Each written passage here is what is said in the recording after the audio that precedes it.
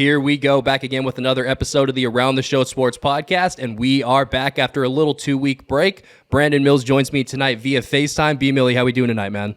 I'm doing great, man. How you doing? I'm doing better. We had that little bit of an absence, a little bit of an explanation. Finally, for the first time, 26 months into the pandemic, your boy got COVID for the first time, so had to miss last week. Feeling a lot better right now, though. Obviously, family members still sick in the house, so Brandon has to join us virtually tonight. But we're fired up for this episode. We got a lot to talk about, Brandon, so I say we just dive in, man. Yeah, man. Congrats on being a survivor. Let's talk some sports. Finally get to join the vaunted COVID Survivor Club.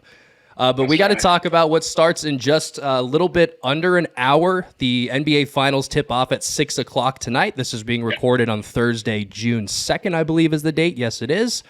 So we got to dive into that, man. First off, that Heat-Celtics series, we can start there before we really jump into the meat and bones of what the finals are going to be. What a dogfight that was. That was fun, wasn't it? Dude, watching Jimmy and JT go back and forth was a blast. Jimmy was a wrecking ball, essentially, to one of the best defenses in the league, one of the best defenses we've seen in the NBA in a long time, really, with the way that they're able to switch and do all the stuff that they do. To watch Jimmy do what he was doing was awesome. Even though he didn't end up winning the series and his team ended up falling, it was a blast to watch. Right, I agree. Man, if you're looking for fun basketball, that was the series to watch. Probably, I said the series before this series, Boston versus Milwaukee was probably going to be the best series, and that series for sure topped it with all the excitement, the back and forth. And it really came down to the wire. Game 7, last couple minutes there. You're talking about if Jimmy Butler hits a three-pointer, he's the man. You know, we're one shot away from talking about Jimmy Butler being that guy. And he did crazy things during the playoffs, but, you know, it sucks to see him come up short. And I think it's something I saw the last 3 teams maybe to the NBA Finals had to go through a Jimmy Butler-led team. So props to him, props to the Heat for holding their own in that series against a tough defending Boston team. Yeah, lost in the finals in 2020. I can't remember who they fell to last year in 2021. But yeah, I mean, Jimmy Butler's teams are always making it deep into the playoffs. That Heat team is a great team around him. We talked the last time that we were on the show together 2 weeks ago about how the difference in star power in that series, JT versus Jimmy Butler, is kind of a good one-to-one comparison. But after that, the Celtics just seem to be more talented, at least top-heavy wise. But the Heat team, man, they just play good ball together. They're scrappy. They know how to play together. Tyler Hero's great off of the bench. Jimmy Butler's obviously who he is. Like, they just got a lot of dudes that can go out there and play. Bam Adebayo's a top 5 player at his position in the NBA. We can wrap a bow on this conversation pretty quick because I do want to talk about the finals and then get out of here so we can go watch game 1 at 6 when it tips off. But the last thing I have to say, you did mention that Jimmy Butler 3 that would have, I think, tied the game or brought them back within 1 with about 90 seconds left to play. Do you have any problem with Jimmy Butler taking that shot? Not a notorious three-point shooter, but definitely the guy who had been funneling, or the team had been funneling the ball to all series. How do you feel about that shot selection really early in the clock? In hindsight, I think I could be wrong, but I think the Heat were down 2, and that shot would have put them up 1. I could be wrong on that. And if I am wrong, this changes the whole theory. If they were down 2, I think he probably, you know, he had a one-on-one. He was going fast. He probably had a really good chance of taking that ball in the rack and putting it in. But like I said, dude, you make that shot and you're the man. You got to take those shots when you have them. It was a good look. I think it was a little fast. But who am I to critique one basketball shot, you know? I mean, I bet you he's made that shot 100 times before. Yeah. That one just didn't fall, and it was in a very pivotal moment. And then there's going to be people like us talking about it. So I just like to give my props to Butler and that Miami organization. I feel like they hold a very high standard, you know, with anybody that walks into that building, and it shows on the floor that, you know, they're always a team you're going to have to go through if you want to make it far in the playoffs. I'm trying to find what the exact situation was. Just quickly, my internet's not really cooperating. Yeah. But the shot was taken with 16 seconds left, so it was a do-or-die shot. Take your word for it that it was 2 points. It was somewhere between 4 to 2, somewhere in that range. So a shot he has to hit, or the Heat are in serious trouble. For me, I think the big thing for me is I always want to win and die with my best player having the ball in their hands, and that's especially true in the sport of basketball. And Jimmy Butler, after what he did in the last series, what he did in Game 6, what he did again in Game 7 of the Eastern Conference Finals, how could I possibly tell that guy that he shouldn't be pulling up when he was feeling it the way that he was, man? Everything Jimmy seemed to be doing that whole series, especially the second half of it, just seemed to work for him. He was unstoppable. He was getting around guys. He was hitting shots. He was playing incredible defense, forcing turnovers, all that. So, I mean, you take what you get. He's not a great three-point shooter, but if he's feeling it, that's your guy. You win and die with him. I mean, the only reason we're having this conversation that people are critiquing the shot taken is because he didn't make it, flat out. If he did make it, we wouldn't be having this conversation at all. It wouldn't be a question. And say he did dish it out to somebody or did something else, would we be talking about, oh, why does Jimmy not take that shot in that situation, this and that? I mean, it could go 100 ways. At the end of the day, the shot didn't fall. That's just like LeBron when he dished it out to Corver in the corner against the Warriors in the finals, and everybody killed him for it instead of taking the shot down in the paint by himself with 2 guys on him. I mean, you're damned if you do, damned if you don't. The most important thing is that you hit the shot and you win and you're a hero, or you miss it and you're a zero. That's just kind of the way that sports talk goes sometimes, unfortunately. We try to stay a little bit above that, but, sometimes everybody's a prisoner of the moment. But I have a hard time faulting Jimmy for taking that shot. Any last thoughts on that series before we bounce over to the finals? Say that again, I'm sorry. Any last thoughts on the series before we bounce over to the finals? Oh, no, good, hard-fought series. Jason Tatum's crazy. That was a given no matter who they were playing.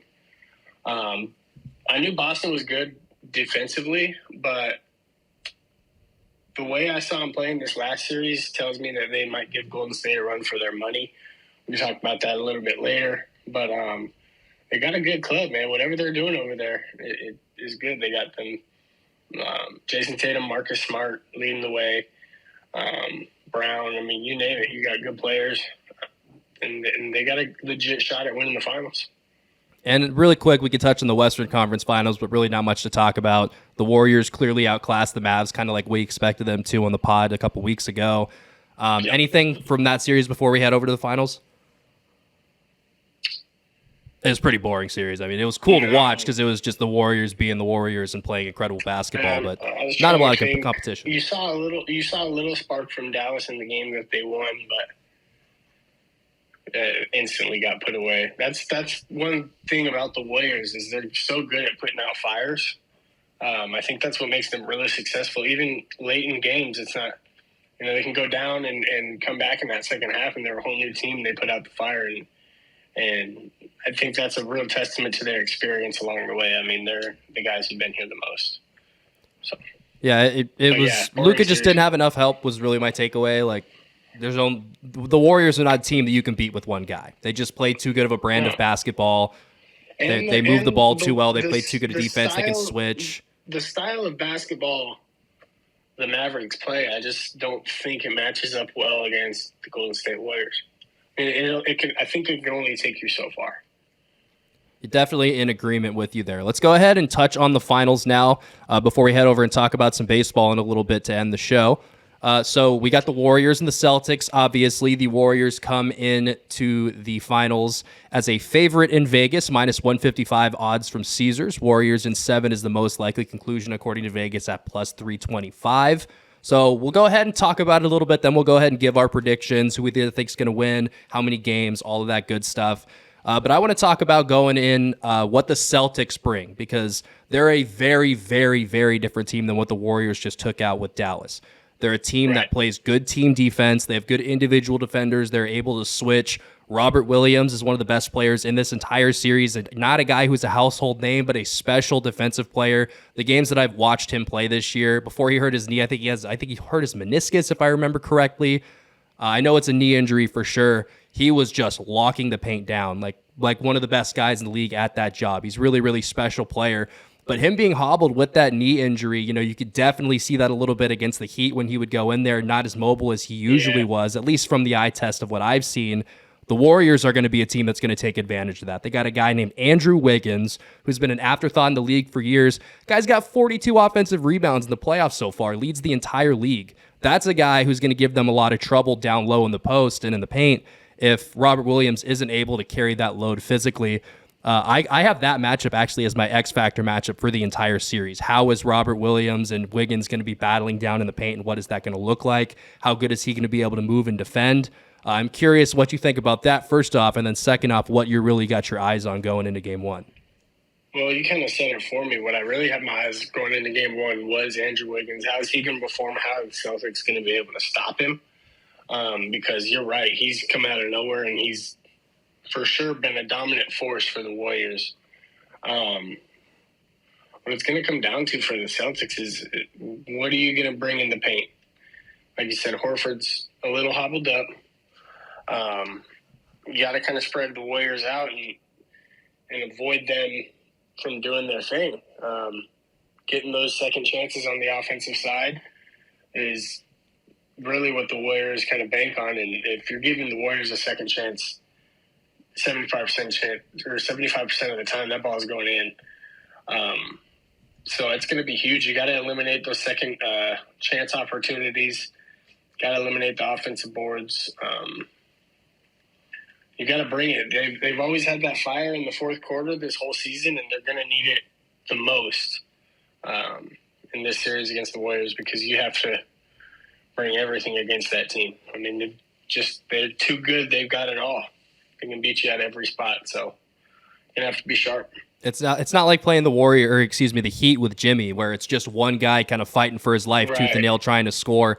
These guys 5 deep. With Draymond's on the court, it's 4 deep, but Draymond's such a good facilitator and all of that, it makes up for it. Anyone on that court can go get a bucket at any given time. They're all dudes who can go out and just score.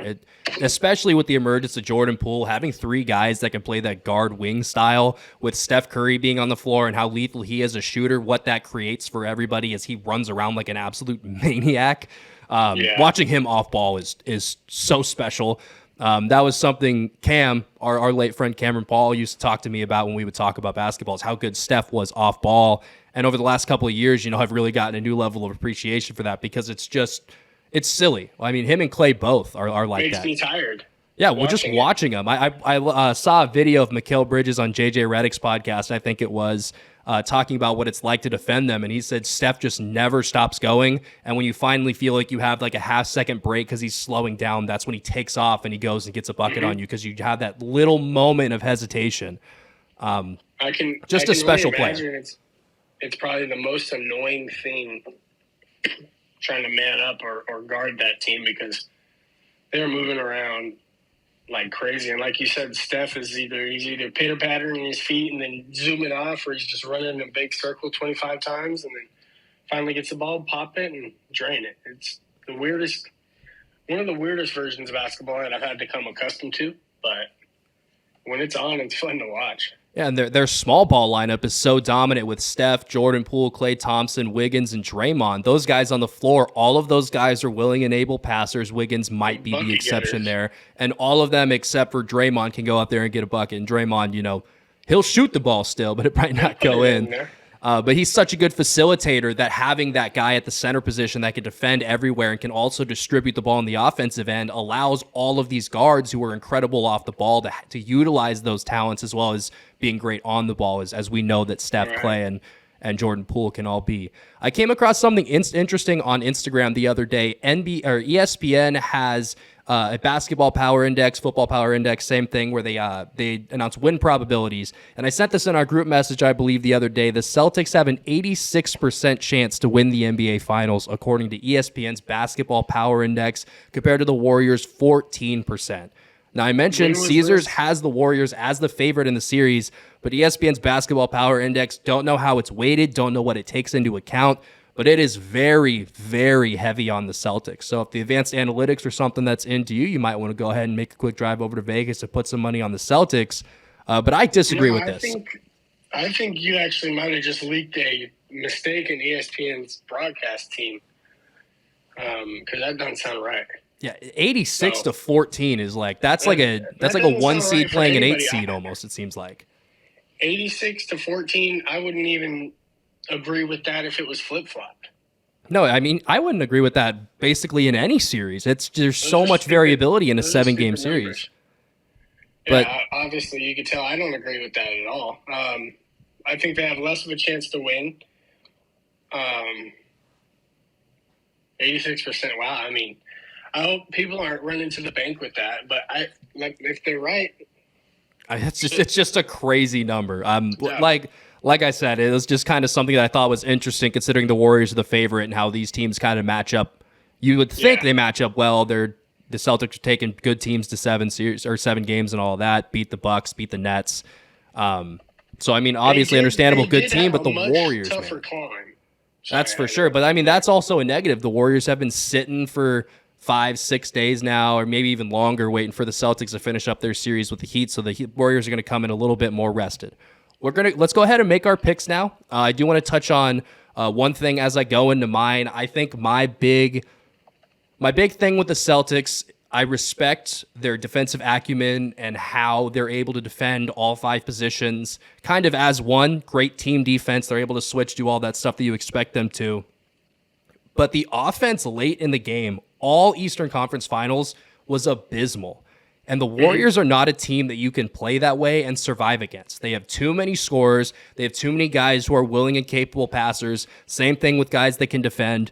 When you go into sleep for the last 3 minutes of the game, the way the Celtics have offensively, the Warriors are not going to go down there and do that with you the way that the Heat were. They are going to go out and finish that comeback the way the Heat almost were able to do in Game 7. You're not going to see the Celtics score 2 points in the last 4 minutes of the game and the Warriors not overtake a deficit less than 10 points. It's just not going to happen. They have too many guys we've seen do it. They have finals MVPs on the team. I just don't see how it's a possibility that they're able to overcome, Boston is able to overcome that late offense like they have against the Heat. But if they're able to put those last 2 minutes together of the game every night, I do think there's a distinct possibility that they win. But with all that being said, I am going to go with the Warriors. I am going to go with the Warriors in 6. I don't think it's going to get stretched 7. I just think this Warriors team is too talented. They've been there before. They do all the things the Celtics do well outside of defense, and I think they do it a little bit better, honestly. Well, you could save what I was going to say because I say Warriors in 6 also, and now I'm the boring one. So I still want to hear the reasoning. The reasoning, they're just a better ball team. I think Boston's good enough to scrape away 2 wins at home, but I mean, it could be Warriors in 5. I don't think it's going to take 7 games to get this done. I think the Warriors are by far the better team, and it's go time.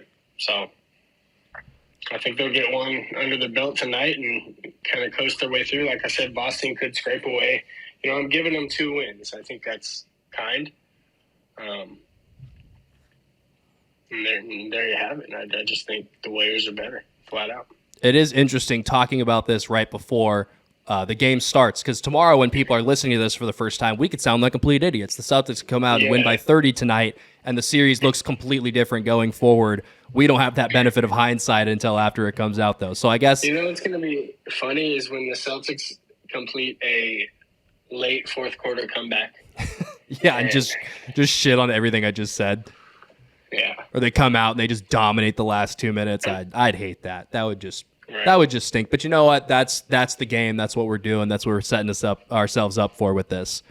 Any last second thoughts on the finals before we bounce over to baseball? No, man. I'm just excited for it. That's it. Finally here. So as the calendar turns to June every year, that brings about the 50-game mark in the MLB season. We did our big MLB preview shows, me, Brandon, and Christian. So we're going to go ahead and touch back, go over where we were right, where we were wrong, the storylines that have kind of come out about baseball, and we're going to go ahead and start over in the American League with the AL West. And Brandon, I predicted the Angels were going to win this division. They're currently 5.5 games back. Was feeling a lot better about that before this 7-game losing streak that they've been on. The Astros had an 11-game winning streak earlier in the year that kind of propelled them to this early lead that they have. Texas has kind of come on strong the last couple of weeks. They had a 4-game sweep of the Angels last week. Mariners have really, really fallen off these last couple of weeks and starting out pretty hot to the season. And then the A's, we knew they were going to be bad. They're down there in the cellar. I think the surprising thing for me, the most surprising thing, and you kind of touched on it right before we got started, how close the Mariners and the A's are in the cellar is kind of shocking. We did expect the Mariners to be a lot better than they are. And Not really sure why the mojo isn't working. I think the guys that they needed to do the thing, the guys they're bringing up, Julio Rodriguez, Jared Kelenic, Matt Brash, those guys that they've brought up to kind of bring in this new echelon of Mariners baseball, they've all kind of struggled to start the year. Yeah, that's definitely surprising. Correct me if I'm wrong, but I think I picked them to win the division if I come in second. But no shot at that happening. They're just playing bad baseball, finding everywhere to lose games. And it just doesn't seem like there's a blue sky in sight there. Some turmoil that I don't know they're going to be able to work through, especially in that tough division. Yeah, definitely shocking.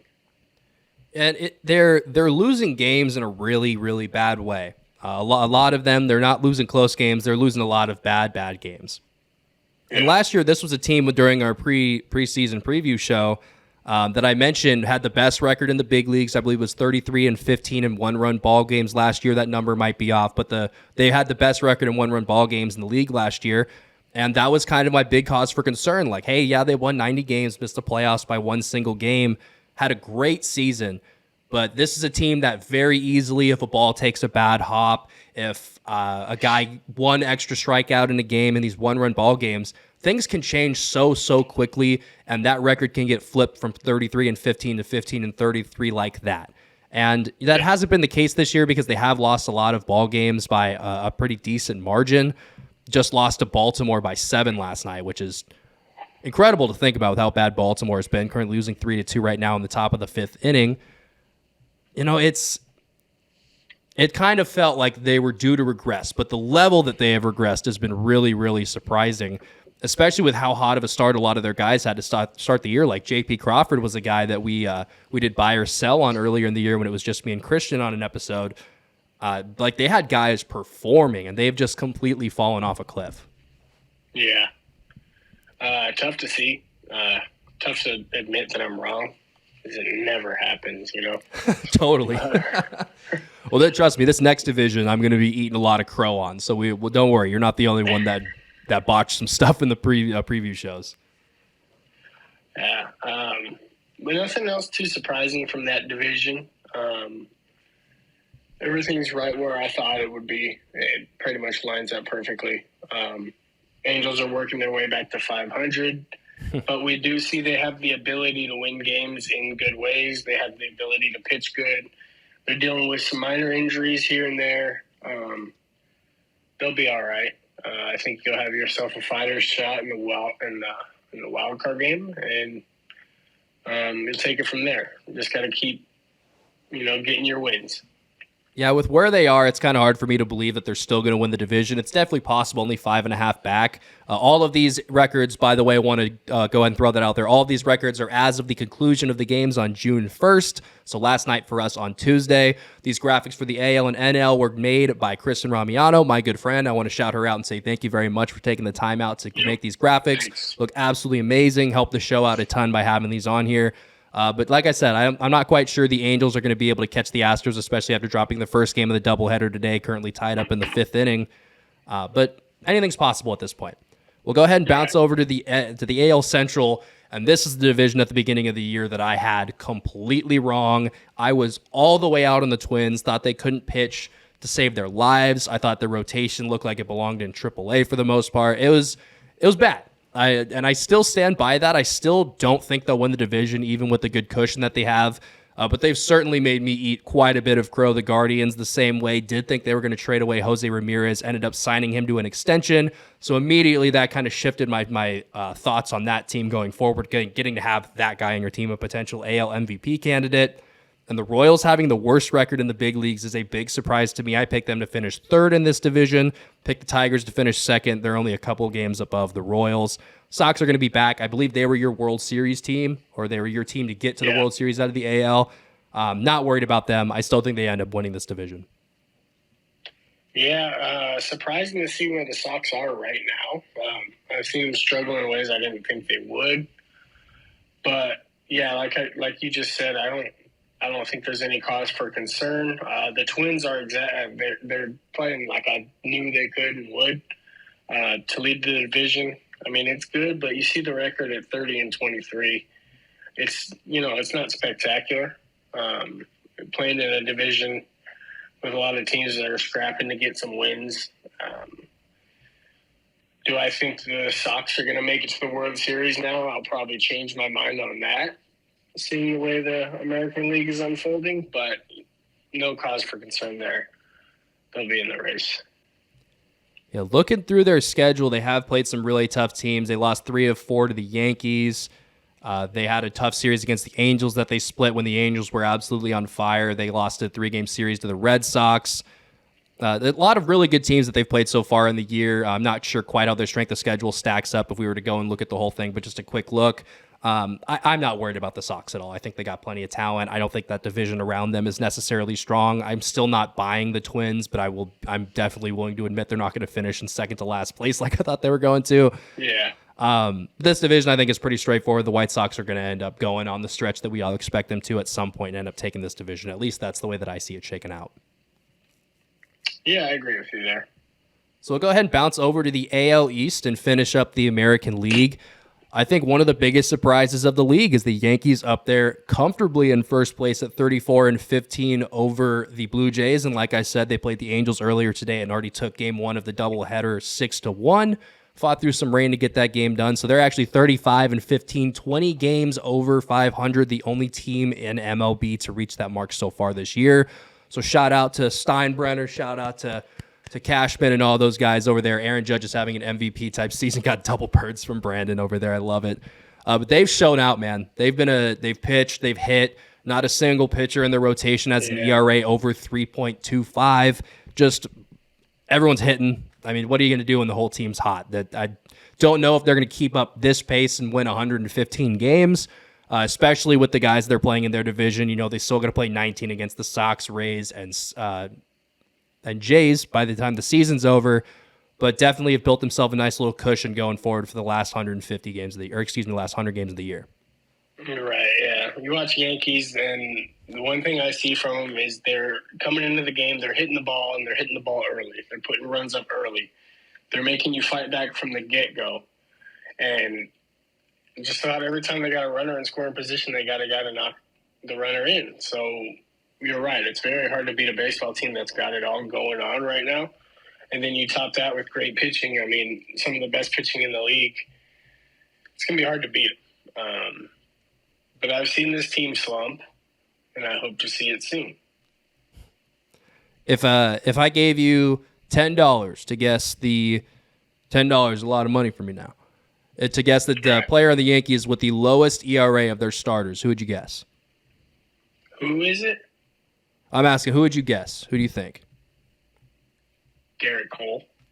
Garrett Cole. It is not Garrett Cole. It is Nestor Cortez, who lowered his ERA. The lowest ERA. Yeah, lowest. Garrett Cole actually does have the highest ERA out of the starters. He's at like 318, I think. Dang it. But yeah, Nestor Cortez, dude, he's nasty. Little dude, lefty, kind of weird, got the mustache going. He's a guy who back when I was playing ball in college, you look at that guy, you see he's a lefty pitcher, and you go, all right, that guy's a weirdo. I gotta have a beer with that dude. He seems like kind of one of the glue guys in the locker room over there in the Yankees. They seem to love that guy, and to see him kind of take a step and emerge as one of the top starters in the league so far this season through 10 starts. It's been fun to watch, and not as someone who doesn't like to see the Yankees win a ton. It's been a little bit of a bittersweet thing, but he's just a likable guy. You look at him, and you just can feel the infectious energy that he gives off, and you want to see that guy do well. Right. Yeah, I was actually watching a short interview with Nestor, and he's talking about how he still rides the subway to games. He's just kind of doing his own thing, walking through New York, and he still barely gets recognized. He says the mustache helps him out a lot. I'll venture to guess now he's getting recognized a lot more throughout New York. I'm not sure if he's able to even take the subway, but he's good, man. He's got all the stuff. You're right. He brings that energy to the dugout, to the ball club that seems contagious. And it's certainly working for the guy right now. Came out of nowhere. I barely knew who the guy was until this season. I've watched a lot of Yankee games this year, and it always just feels like Nestor is at the center of all of the good juju, the good vibes that are going on, for lack of a better term, inside of the dugout. You love to see it for, when you turn the TV on or you turn to fire up your laptop to watch a game and you see guys in the dugout openly having fun and obviously enjoying being together in the dugout. Like, that's a huge thing. We don't measure that in the metrics. You don't hear a lot of people talk about that on TV, but when things are going well and everybody's on the same page and everybody wants the guy next to them to succeed, that's so big for a ball club, man. I've been on teams where guys have wanted everybody to do great, and I've been on teams where guys can have their own agenda, the things that they want to do, and it's very obvious which one of those teams is going to be more successful. And to see what the Yankees are doing and the way that they're doing it, and that being at the center of it, it being obvious for a guy who's watched, less than 30% of their games, less than a third of their games this year, being able to pick up on that, I think that bodes very, very well for their future.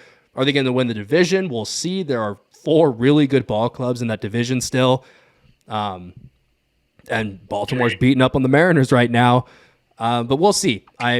I think if I had to pick a division winner going forward, I would still stick with the Jays. I still think they have a lot to figure out, and they're still 30-20, 10 games above 500. But I don't know. I guess we'll see. Yeah, if I got to repick, I'm picking the Yankees. I think they're winning that division. Just because I don't exactly like what I'm seeing too much from the Jays and the Rays. I thought the Rays were going to come out on fire. Boston's just kind of being Boston. They're either really good or they're shit. So yeah, Boston got off to a really tough start. But it's ugly. It's ugly down there. No, shout out Trevor Story, by the way. Shout out to Trevor Story for what he's been doing the last couple of weeks. My word. He has been on fire. The 3-homer game. I think he had a 5 or 6 homer week. It was absurd to watch what he was doing just a little while ago. Him and Altuve kind of going into having some competitive-ish seasons in terms of how well they're doing. I think those are the guys we're going to see coming down to the All-Star break who we're going to see most likely getting voted in by the fans or selected as reserves. I wouldn't be surprised if it was those 2 guys, just a little bit to round out the American League. Anything else jump out on the screen before we kind of pop over to the National League? No, let's go talk about the good guys. Let's do it, man. So rounding out the show, we're going to talk about some National League baseball, and we'll go ahead and start over in the West. Brandon, you look at the top left of the screen, see where those Dodgers are sitting at 33-16, 3.5 up on the second place Padres, which is also kind of a surprise given what they got going on this season. How we feeling about that 3.5 game cushion so far? I feel great. I think actually now we're up to 4 games, maybe 5 after tonight. I'm feeling good, right where I thought we were going to be. I don't see us dipping down. That whole division is kind of shaping up how I thought it would be. I knew San Diego and San Francisco were going to have to duke it out. I didn't think San Diego was going to have the early lead. That's the big surprise for me as well. Yeah. But, it's not the biggest surprise to me just because I know they have the talent to win baseball games. What would be a bigger surprise to me is them going out and finishing it and getting the job done and winning a series in the playoffs. That would be a surprise to me because they're so notorious for doing stuff like this and then going down the road and choking. And you love to see it. But it is somewhat surprising that they have that early lead on San Francisco. Not so much of what San Diego's doing, but how bad San Francisco seems to be playing as of late. I didn't think that was even going to be in consideration after how hard we had to fight just to get past them last year. And the other 2 teams in that division, they're not even worth speaking about. Yeah, I do want to shout the Diamondbacks out, man. 25-27 for the season they had last year when they lost 110 games, lost the number 1 overall pick on a walk-off home run in game 162. They've come out and improved a lot this year, so I do want to shout their front office out. But yeah, not worth talking about in the grand scheme of things in terms of competing this year. I want to go ahead and shout out my guy, Manny Machado, though. Absolutely balling so far. The early front runner for NL MVP, at least in my opinion. Slashing .334, slashing 344, 422, 556. That's a 978 OPS, a 174 WRC plus. The guy's got 12 doubles and 8 homers playing in Petco Park, a notorious pitcher's ballpark. Elite defense. We know what he does at third base. Guy's already accumulated 3.3 FWAR this season. He put up 4.2 last year. The guy had a great year last year, and he's already 75% of the way to his WAR total from a 153 game season last year for him. So Manny Machado, tip of the cap to you, pal. You are having an absolute stud muffin of a season. So fired up for him. I like Manny Machado. I know a lot of people have been turned off. I mean, he did some stuff when he was on the Dodgers that a lot of people didn't love. But I mean, the guy's just a ball player. He goes out there, he plays hard. He's certainly changed, at least in my opinion, the way that he plays. I think he plays the game the right way. And I said going into the season, if San Diego was going to be able to keep pace with the rest of the division going in with Fernando Tatis being out and what he is for their team, it cleared the way for Manny Machado to take that leadership role. And that was a big thing that I harped on during our season preview when we talked about how we thought the divisions were going to shape up. And to see him kind of do that and take this team by the reins and lead them to a 30-20 record through 50 games without their best player, their generational talent at shortstop, and Fernando Tatis Jr., it's been very impressive, and I'm happy for Manny Machado to see him kind of take this step as a leader. Yeah, what you said, I'm not going to give him too much praise. I'll tell him he's playing good baseball. Better play good baseball if they want to win. Yeah, there's some pretty incredible numbers, no, all jokes aside. But that's what it's going to take for him to get, or for the Padres to get it done. You know, all those good numbers, and you're still fighting to just get into the playoffs. So it's going to be a tough battle. That's why I love the NL West so much, because there's just so much competition and so much going on. It's going to be a fun thing. But, yeah, good job, Manny. Yeah, it's a good thing Manny has been playing the way he has, because outside of him, there has not been a lot of offensive production for the Padres. They only have 4 guys that qualify according to WRC Plus as above a league average hitter. That's Luke Voit, who has only 127 plate appearances, Jurickson Profar, Eric Hosmer, and then obviously the aforementioned Manny Machado. But I mean, other guys, like you expect Jake Cronenworth, Austin Nola, Trent Grisham, these guys to have better offensive seasons than they have. So Manny Machado really is the big reason, I think, why they've been able to kind of keep pace with the Dodgers. I think they just played you guys in a series and maybe lost a couple of games, if I'm remembering correctly. They were neck and neck with you guys for a minute. So shout out to Manny Machado. Just want to give the guys flowers while we have the opportunity to. Let's go ahead and bounce over to the NL Central. And I don't think there's a lot of surprises in this division outside of where Pittsburgh is in third place, jumping up above the Reds and the Cubs. The Reds in the cellar, they started 3-23. They're somehow 16-31 now. So shout out to the Reds for kind of figuring it out and being able to pull themselves out of the gutter, because that was really bad for a while. It was getting to the point where it was painful to look at what Joey Votto was going through. So good for him, good for Joey, good for the Reds. But I don't think there's too much to talk about in this division. The bottom 3 are a little bit of a surprise because we expected Pittsburgh to be at the bottom. But really, the top 2 are the teams that we're going to be talking about come October, and they're really shaping out kind of how we expected them to. Yeah, I try not to pay too much mind to the difference in the standings between teams that are under 500, just because it's the battle of the bad.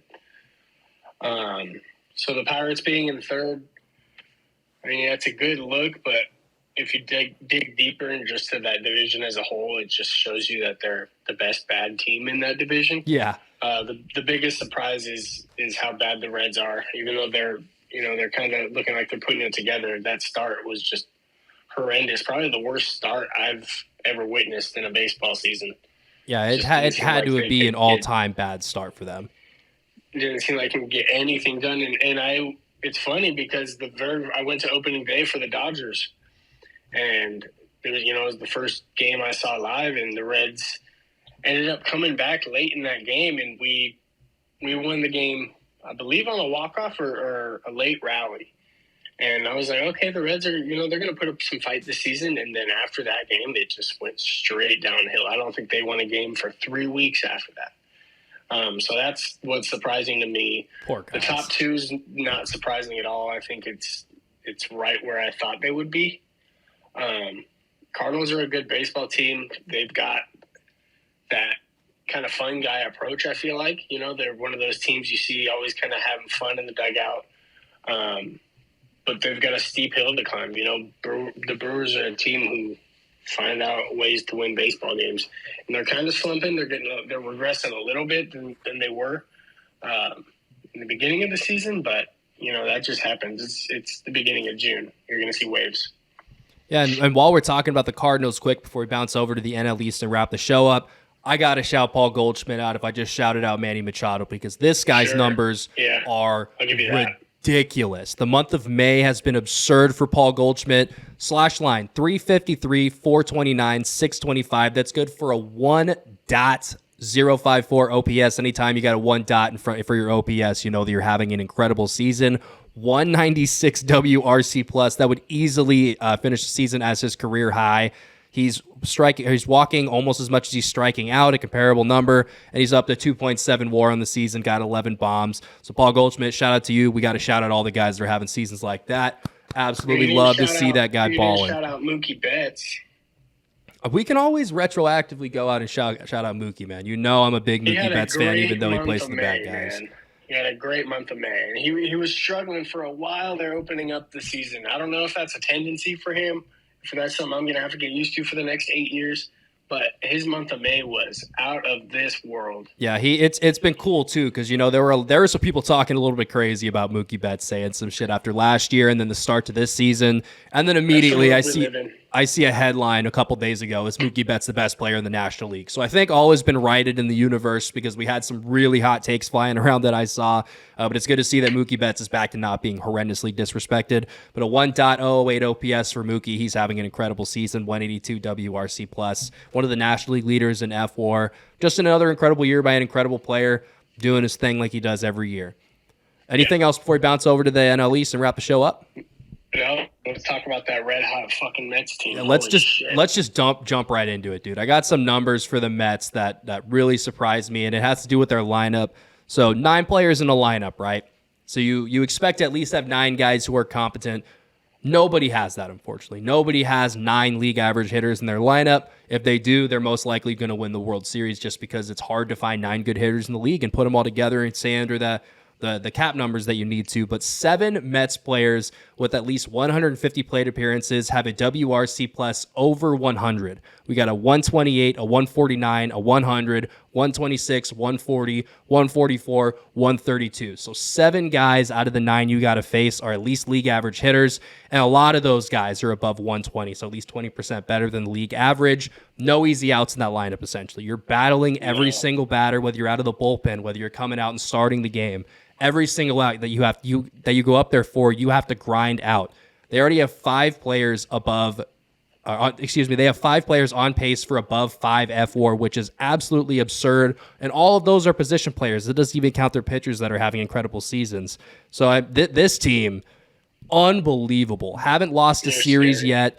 And they just got their first sweep 2 series ago. They've swept the last 2 series. So they're putting together good strings of games. They're not necessarily dominating, not a lot of sweeps, but they're just, when they have a bad night, they're able to bounce back and go out and win that next ball game. And in baseball, if you win 2 out of 3, you're going to finish with 100 wins and make the playoffs. So, I mean, the Mets on pace for well over 100 wins. I don't know the exact number off the top of my head anymore, but a couple of weeks ago, they were on pace to break the Major League wins record with a couple of other teams. So an incredible start to the season for the New York Metropolitans.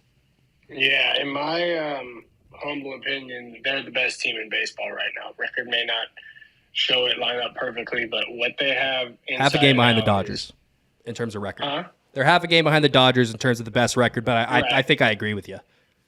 I mean, they're just an insane team. The Dodgers currently starting tonight have a 4-game stretch against them, so I'm really excited to see how those 2 teams are going to match up early in the season. But that's a team you're going to want to look out for the whole ride. They're not easy to beat, like you said. Haven't lost a series all season. That's insane. If you really sit and think about it, I'm pretty sure the only team, right, that hasn't lost a series. They have to be. It's absurd to think that they've played 15 series now and they haven't lost a single one of them. That happens to The Dodgers just got swept by the Pirates. Like, good teams lose Right. series, they get swept. It happens throughout the course of a season. Mets haven't even lost a series yet. Dodgers are out here getting Right. swept by teams in third place under 500. Like, it's remarkable watching what they've done. It And makes you wonder if the storm is coming. the storm coming in a good way or a bad way. A bad way. See, the thing is I would push back on that by saying they don't have Jacob deGrom. They already lost Max Scherzer. So the shit has already hit the fan with deGrom not being ready for opening day and Scherzer getting pulled from his last start with an injury. You know, the shit has hit the fan, and they just responded by being a half game behind the Dodgers for the best record in baseball through 50 games. It's been really, really cool to watch, man. And not having 48, not having Jacob deGrom on the mound to start the season, and being able to come out to the 33-17 start. It's just dumb. You look at all the other teams in their division: Atlanta 10.5 games back, the Phillies 12 games back, Miami 13, Nationals at 17. Not even really worth mentioning. They're dominating their division right now. I don't know the record of when they play their division rivals, but I know they've handled them easily. They beat the Braves in a series already this year. I think they beat the Phillies in a series a couple of weeks ago as well. We could talk about the Mets all day. Let's talk about the Braves, man. The defending World Series champions, 23-26 through 49 games, 10.5 games back of the division leading Mets. What's going on with that? Why are we thinking the Braves are struggling so much? A little bit of a hangover, I think. A little bit of adjustments. But that's really just it. I mean, what team is necessarily great coming after a shocking great season? You know, they already surprised us last year with what they did. Were they really going to come out and do that again? As you see, they're still a second place team in that division. My question is, how does every team but one team, or how are they all under 500? I mean, that's bad to me. That's bad baseball. It's kind of a boring division. I mean, it makes you just realize the Mets have a chance to absolutely run away with this and not look back. I hate to keep bringing it back to the Mets, but I mean, it just shows how good of a team they are. It feels like the White Sox in the Central last year, where it was, you know, the one dominant team and then a couple of teams that we might consider to be decent, like the Twins and the Guardians at times last year. I guess I should say the team from Cleveland. They weren't the Guardians yet. But I don't know, man. The Braves still have a 63% chance, according to Fangraphs, to make the playoffs, so all is not lost for them yet. We do remember they won the division last year off of a late surge. They were under 500 at the All-Star break, completely revamped their outfield, traded for guys like Jorge Soler, Adam Duvall, Jock Peterson at the trade deadline, and kind of did a makeshift roster going into the playoffs, ended up winning the World Series. But they only won 88 games last year as a division winner, so this wasn't necessarily an elite ball club. They were more a team that got hot at the right time. So I don't know, looking at this, if I can say it's a World Series hangover. I think it's definitely a valid point. Or were the Braves just not destined to be this team? Did we maybe overestimate who the Braves are going in? Looking at, like I said, they still have that 63% chance, so Fangraphs is still pretty high on them. But just not a lot clicking for them so far this season. Right. I think last year they were a team that got very hot at the very right time, and all went well. But what I'm seeing from them isn't exactly the most shocking thing in the world to me, to be honest with you. It's kind of panning out exactly how I thought. The more shocking thing is the Phillies. I thought they would be a little bit better than they are, than 12.5 games back at the 50-game mark. I think the big thing with the Phillies, it has to be the defense. When you have guys that struggle this much defensively, it doesn't just show up in the form of errors. It shows up in your pitcher's ERA. You go to a team that has an incredible infield defense, good outfield defense, stuff like that. Those pitchers' ERAs are going to be naturally lower than teams that don't have good defenders, that don't have good outfielders, good infielders, things like that. And the Phillies, they're playing Nick Castellanos in right field with Bryce Harper's injury. They're playing Kyle Schwarber in left field. They just don't have a lot of plus defenders out there on the field, and it's really, really hurting their staff. I don't have the numbers in front of me for what their staff ERA looks like, but this was a problem last year too. Like, we knew this was going to be an issue for the Braves, and they just decided to double down on hitting and being those guys that went out there and just dropped dick, essentially, went out there and hit bombs. Got Kyle Schwarber and Castellanos in the building, but they kind of have compounded on top of each other to create even more of an issue with what was already a big weakness for the Phillies. Exactly. If I were to pick one of those teams between the Braves or the Phillies to go on and make the playoffs, I would definitely stick with the Braves at this point.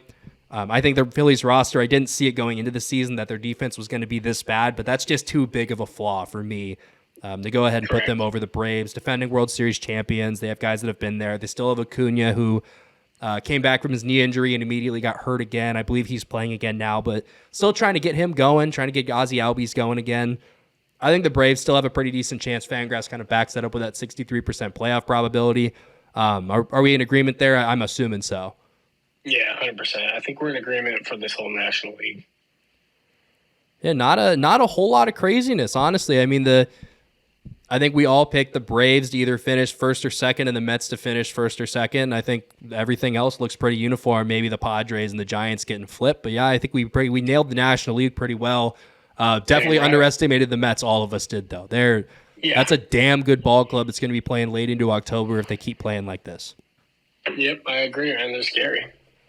Well, we got a couple of minutes left before the tip-off for Game 1 of the NBA Finals. We're wrapping up right now, recording right before tip-off is. So, Brandon, I want to thank you for coming on. A little bit of a weird circumstances, but I appreciate you hanging with me, shooting the shit, and doing this just like we do every week, man. I love it. Yeah, no problem, man. Thank you, guys. Absolutely. Well, we appreciate all of you for listening. Thank you so much for tuning in, and we will catch you guys next week.